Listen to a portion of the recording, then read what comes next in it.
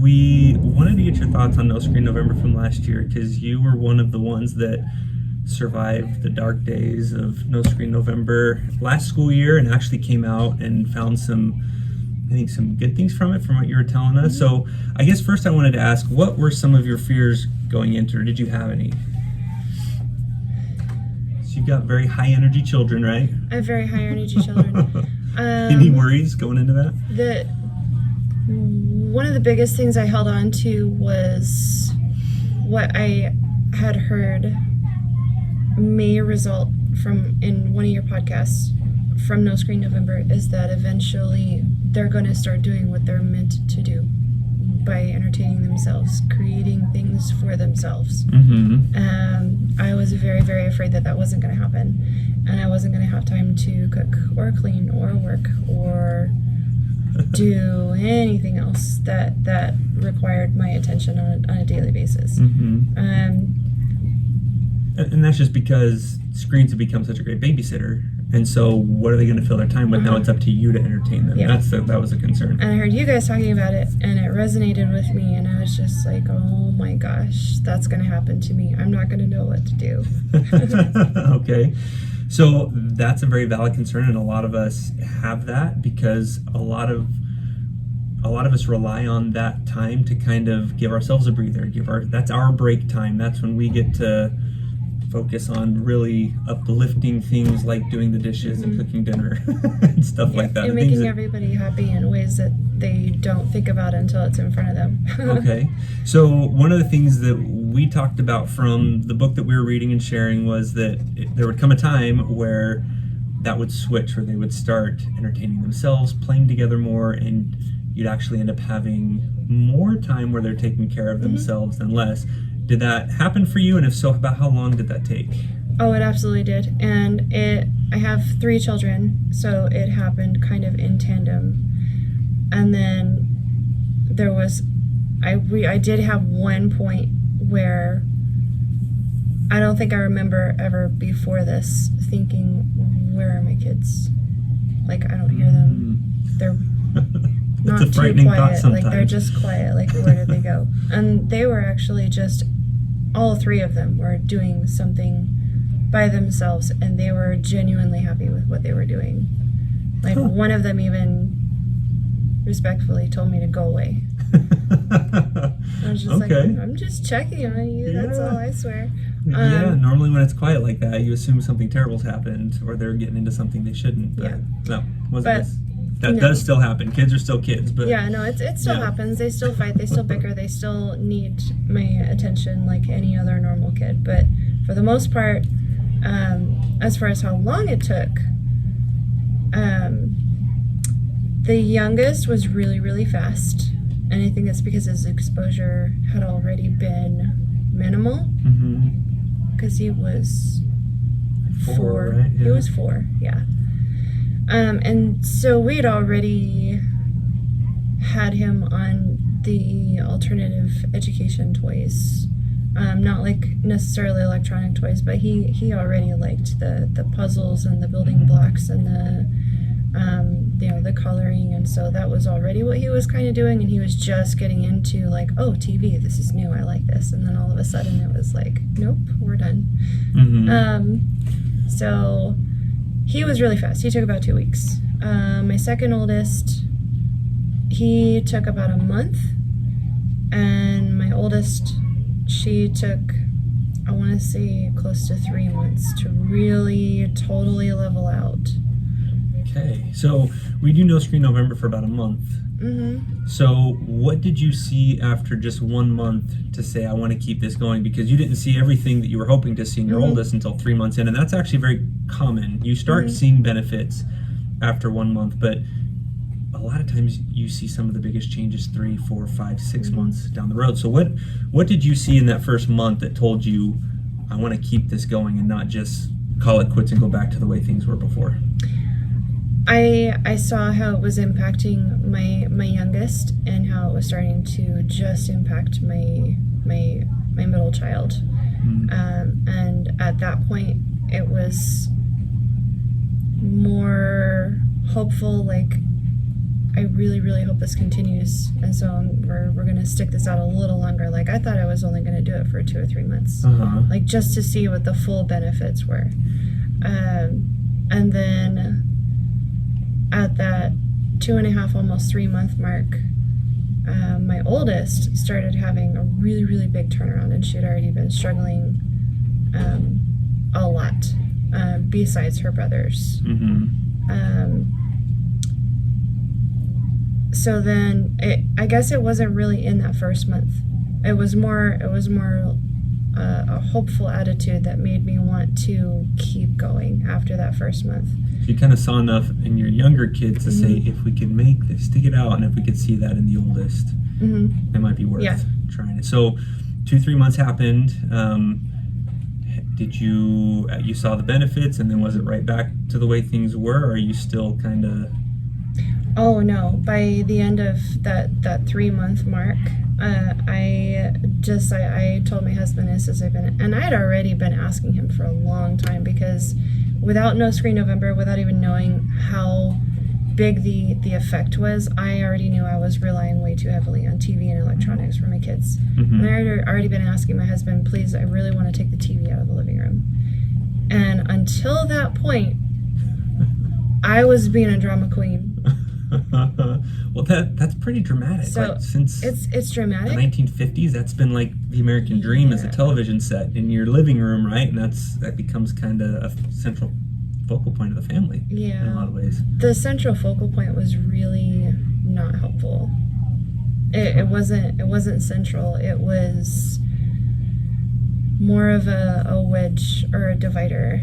Like, I'm gonna turn the TV on so that I can go over here, or I want to show. No, I want to show. Like, it wasn't the fight over who wins the the only time it brought us together was when they were finally interested in watching TV as a family, and it was rare. And we were like, oh, let's all sit down together and do this. Oh no, I don't want to watch that. I don't want to do that. I don't want, and just, it was never fun to watch TV.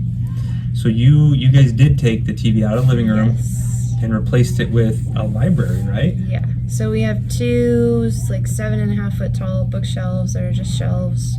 Almost all the way down the bottom is either cabinets or shelves. It's really, really beautiful bookshelves, and I've been kind of collecting books a little bit at a time just for them, and then I have my own shelf on the top that they're not allowed to touch, and they don't climb on it, so we're good. Yeah, so it's been really, really great, because now they're fighting over books. They're not fighting over television anymore. They don't care about TV anymore. And I'm sorry, I just skipped from 3 months to now. No, that's great. That was going to be the next question was, is it still out of the living room? Oh yeah, it's, I'm going to say at about 4 or 5 months, I was very close to putting a tiny little TV in the living room and just here. And I've had many, many moments like that where I really need you guys to give my brain a break. And this is the only way I remember doing it. And I've had those moments. And once or twice I've given into them where I have like a little laptop and I'm just like, okay. So again, going back to the podcast, I'm like, okay, distance. So like I've still, when I do give in sometimes, and I regret it every single time, and it's instant. And I'm sorry, I'm not trying to get too far ahead of you. No, that's great. Go for it. So it's like, okay, it needs to be way over here, and you guys can sit here and enjoy this, or you can go up to your room and entertain yourself. You do not. And before, it was a requirement. I was just like, nope, I want you to pick something right now, and I'm going to let you watch this. Before No Screen November last year. Now it's, all right, I'm giving up, but I'm going to give you the choice, because you know how to. You need to either go entertain yourself, or you can take this entertainment I'm giving to you. So sometimes they will go upstairs. They don't want to watch TV. Other times they're like, okay. My kids have never taken that choice. No? Mine are always, if they get a chance, they'll watch it. Yeah. But I think you bring up an important point. And again, you mentioned the podcast. I sent this out in an email. yesterday, we kind of review this whole book, and it's very helpful. There's a lot more detail than we can get into in these interviews, but the idea of No Screen November isn't about never, ever, ever, ever having TV again. It's just kind of finding, like, what's the level that doesn't send your kids spiraling back into those bad behaviors. And for our family, a movie as a family every Friday night was the right amount. When it becomes more than that, then the bickering comes back in and some of those bad behaviors. And video games is something that we just can't handle in our family. We are all have got very addictive personalities, myself included. So we just know that's never coming back. Some kids, though, that especially if they're already their nervous system is hypersensitive, even 15 minutes a week will send them right back to square one. So it's it is very individualized. I have wondered if probably on different levels, but I've wondered if all three of my kids have that hypersensitivity, because when they have not watched any screens until our family movie night, which is once a month. It's the last weekend in the month when everybody's home, and like we were talking about before, I co-parent with my oldest. So if she's not home, we'll wait an extra week, or we'll do it a week early. But for the most part, it's once a month. We get together as a family. We watch a movie together. We have popcorn. And now they look forward to it. They don't care what I put on. We're all sitting on the couch. We're enjoying a movie. Yeah. It's something, and they enjoy themselves every single time. Yeah. Yeah. Yep. You become a lot less picky when it doesn't come that often. So you touched on co-parenting, and this kind of speaks to a broader issue of if you have other family members, whether it's a co-parent where kids are splitting time, or a grandparent that helps with babysitting, or a child care center. What's been your experience with the difference between if you can get everyone in your circle that has an influence on your kids on board versus if it's kind of on again, off again? Yeah. So we do co-parenting, or I co-parent with my oldest, and my kids go to daycare on holidays, or sometimes Fridays.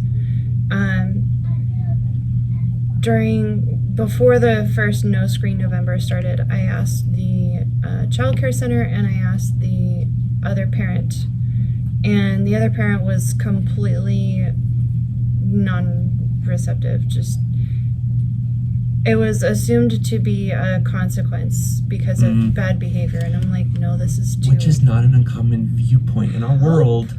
The bad behavior. Yeah, in our world, it's normal to have all this time and to give every kid an iPad. So if there's resistance from any party, it's not that they're a bad person. They're just, this is our society that we live in. And so it does seem very extreme to take your TV out of your living room. Most people look at that and think it's nuts. Well, and that was the other thing.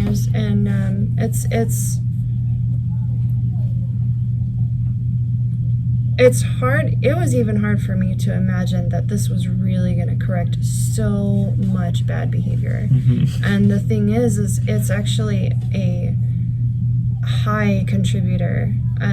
I can't say entirely the only reason, but it's definitely the biggest thing you can take away to make some serious improvement. Now the daycare was highly receptive, but very... they were completely willing to work with me as long as I was okay with what they were able to do to make it happen. But they did not believe that it was necessary because they rely heavily on screens. They have a large TV for the older kids, they have a small TV for the younger kids, and they have music playing all day long for the babies to keep their brains connected to something so that they can do their jobs. Yeah. That's what they rely on. And between the two, I'm glad with the daycare for all three of my kids. They can go there and come out and I read this today, I did this today, I got to work on their little farm today, and they have a homestead with goats and chickens and pigs, and it's so much fun. And so they wind up having a better time there when they're not stuck to the TV at daycare. Yeah. As far as the co-parenting, it is an on again, off again. There's always a period of time, and it's not always the same stretch of time where the behaviors come back. And now that we're sticking to No Screen November, my oldest, my daughter, she's recognizing these struggles. She feels the difference. She knows that she can make this decision. She can choose not to watch TV, but it's not going to be turned off. It's not going to be taken from her ability to view it. She has to make the choice at this point, is what they've agreed to. And so she'll come right home and tell me, like, I might have a bad day on Monday. I'm like, why? She says, well, I watch TV all day long on Saturday, and I can already feel like I'm really not interested in anything. And she'll come home saying, hey, I did this today, this weekend or something, and she'll come home with like this big drawing or a thing that she wrote, or she is getting into music, so she'll write poems and songs and stuff, and like I'll see what she's done instead of watching TV. Like I'll know the difference, and she'll know the difference coming home from her visit. Okay. Well, I think that's an important point again. Our society is so much involved. I mean, screens are everything, and it's everywhere. You drive down the street when high school gets out, and all these kids are walking around. It's a beautiful day, temperature's great, but this is where they're glued. So if anybody out there is in a similar position where it's not just you who has control over your kids all day, it's still worth trying. And it's worth the fight to try and get those other caregivers on board. It's not easy, it's not perfect, but if any of these videos that we're putting out is helpful to you, feel free to share them. If you've got someone that thinks this is completely nuts and they want to reach out to us at the school or whatever, feel free to have them do that. This is something that is starting to gain some traction and some awareness in the country and among medical circles in particular, especially around mental health, but it's going to be a while before this becomes commonplace knowledge. But that time is going to come, and we're just trying to get ahead of the curve. So share this. Thank you for Nicole for being willing to do this. I know this is a little bit awkward, but I think it's really important. We talked a ton and put out a lot of videos ourselves begging people to try this. And so we really wanted to get those who actually tried it and saw benefit, so that it's not just us talking about it. So thank you. Is there anything that you wanted to say to wrap up? I mean, I guess just back to the extremes real quick. I had a thought before we started talking about the co-parenting.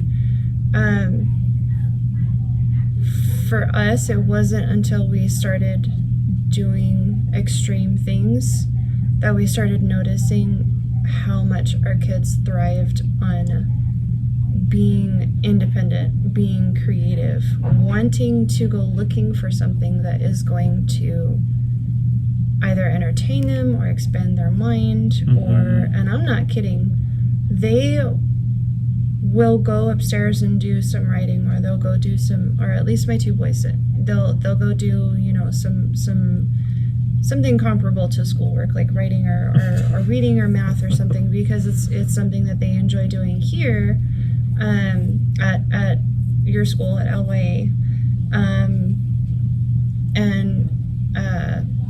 Like my daughter, I said she's getting into the music, so she'll go upstairs and she'll, write a song, or she'll start playing piano. Awesome. And we are never competing with the television. It's really nice to just listen to my oldest play her piano, and she's really, really good. It's amazing to hear and I'll get in on some of this sometimes too, but it's really just surreal to just listen to the games that they come up with and the things they're saying to each other. It's like, where did that even come from? It really is amazing. And it is. And talking about extreme, it seems extreme to take that away. It's not. It's really not. It's when you look extreme at the to whole, keep the screens around. yes, when you look at the whole of human experience, where we're at today in this obsession with these glowing boxes is what's extreme. And so we're really trying to get back to normal. Back, you know, I think I talked about in one of these podcast episodes, the Diary of Anne Frank is all about this little girl in occupied Holland when the Nazis were coming around. And what was she doing for fun before they even had to sequester themselves? She was teaching herself, I think it was French, and like this is what they did for fun. And you see those things start coming back. Kids love learning. Kids love being challenged. And it takes a lot of screen time to kind of train that out of them, actually, but it does come back. It does come back. So anyways, thank you so much. Okay. Yeah, I think that's a wrap. Yeah.